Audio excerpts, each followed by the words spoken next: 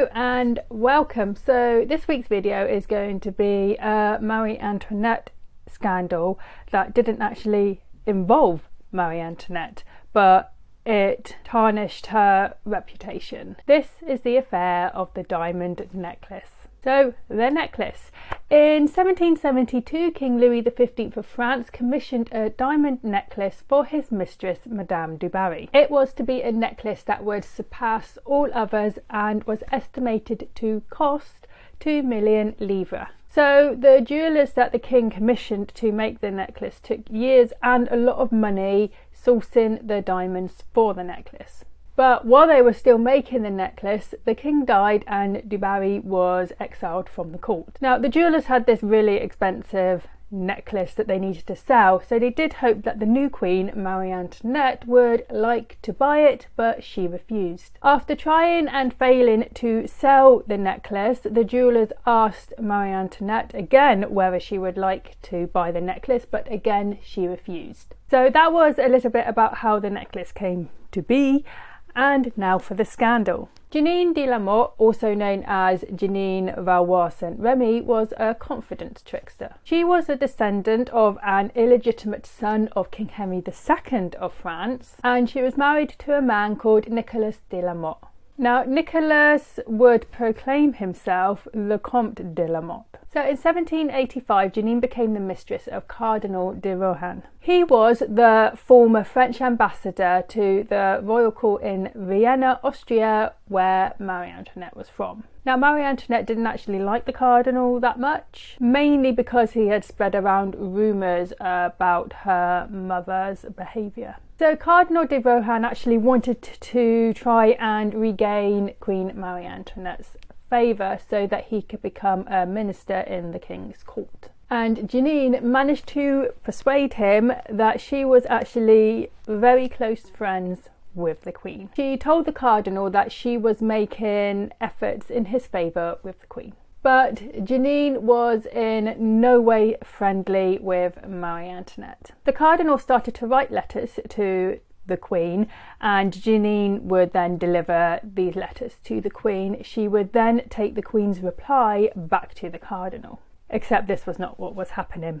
The cardinal would write letters to the queen, and then Jeanne would take them and open them, read them, and then reply to the letters pretending to be the queen. So the letters between the cardinal and Queen Marie Antoinette started to become a bit flirty. So the cardinal became convinced that Marie Antoinette was actually in love with him. He begged Jeanne to arrange a nighttime meeting between him and the queen, so Jeanne did. But the woman who met the cardinal that night was not Queen Marie Antoinette. She was a prostitute called Nicole Legray Oliva, who Jeanne had hired because she looked similar to Queen Marie Antoinette. So at the meeting, the cardinal gave a rose to the queen, and then the queen promised the cardinal that everything that happened before would be forgotten. So Jeanne had managed to now completely convince the cardinal that she was friends with Queen Marie Antoinette,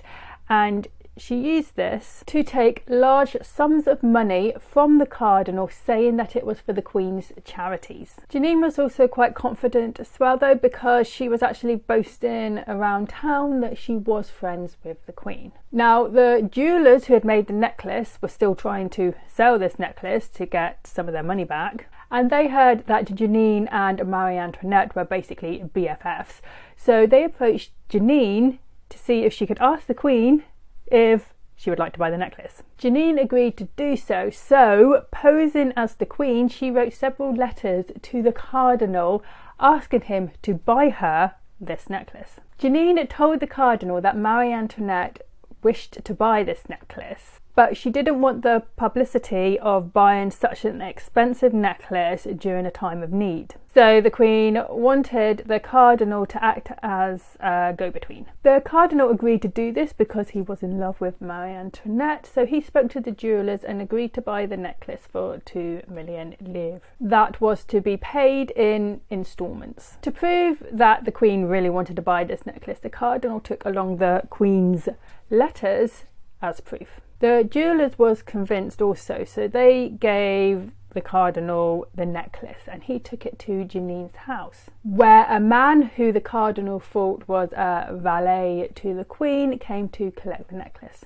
The valet then gave the necklace to Janine, who picked apart the necklace and sold the diamonds on Paris's and London's black markets. Now, Janine did go to pay the jewellers, but the money that she took along with her was insufficient. So the jewellers weren't happy with this, so they complained to Queen Marie Antoinette directly, only to be informed by the Queen that she had neither ordered nor received the necklace. On the 15th of August 1785, Cardinal de Rohan was taken in front of the King and the Queen, the Master of the Court and the Keeper of the Seal, to explain what was going on. He was arrested and taken to the Bastille, and on the way there he wrote a note asking for all his correspondence to be destroyed. So Janine done this, she destroyed all of his correspondence, but then she was arrested 3 days later. The prostitute who had impersonated Marie Antoinette was also arrested. Now, Pope Pius VI wanted the cardinal to be tried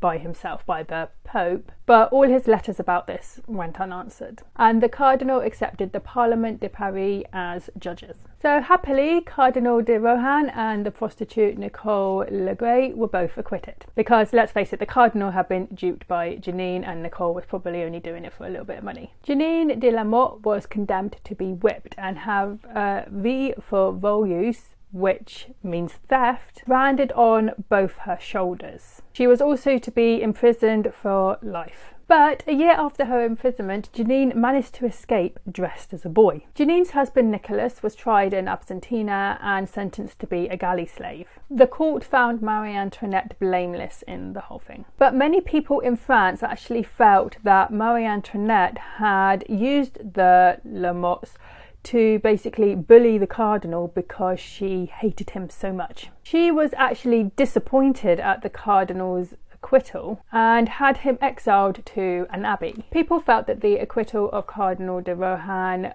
implied that Marie Antoinette had been in the wrong. This led to a decline in the Queen's popularity. The people thought of her as a manipulative spendthrift who cared more about appearance than the welfare of her people. So the affair of the diamond necklace happened 4 years before the French Revolution. After the affair became public, there was an increase in literature defaming Marie Antoinette. She became so unpopular that she just couldn't ignore it. Her reputation never recovered because the people already didn't like her because of her history. Her reputation never recovered because the people already didn't like her because of her history of excessive spending. And this incident made the public absolutely hate her. To them, it appeared that she had been plotting to use more of the kingdom's money for expensive jewellery, even though she actually had nothing to do with the whole thing. The increasingly degrading pamphlets that were coming out about Marie Antoinette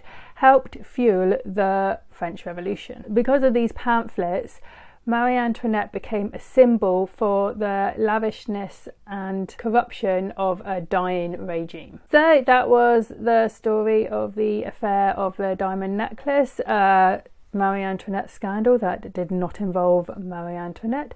I hope you enjoyed this video. If you did, like and subscribe, and I'll see you next time. Bye.